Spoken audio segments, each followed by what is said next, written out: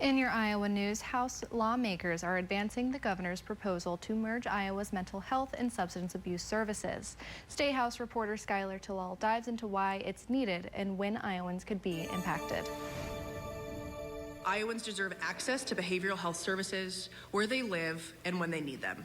That is not happening today. Governor Kim Reynolds' plan to merge Iowa's 13 mental health and 19 substance abuse regions into 7 behavioral health districts is moving forward. The current mental health regions operate on state funding, but with local boards make spending and governing decisions.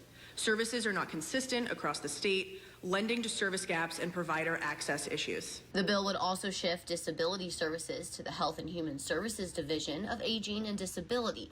Kelly Garcia is the current director of HHS. She says the current system is fractured and broken and says unifying mental health and substance abuse services will give Iowans better access to services. What we see in the current system is that Iowans don't clearly understand how to access services. That shows up in both sides of the system. And we have complementary work in the disability space that is absolutely going to be critical, that Iowans understand how to navigate disability services. Most comments during Thursday's subcommittee were supportive of the proposal. There were concerns surrounding funding for providers and making sure services for children were addressed.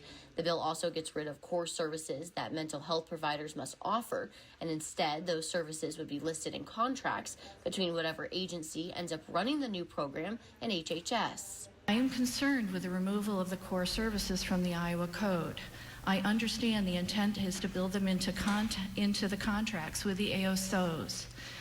I believe it is still far better to have them codified and in the contracts. This is one of those times where it's not either this or that, it is both and to help protect the most severely ill people in our state. If signed into law, there would be a year-long transition process with the new system starting in July of 2025. In Des Moines, Skylar Talal reporting.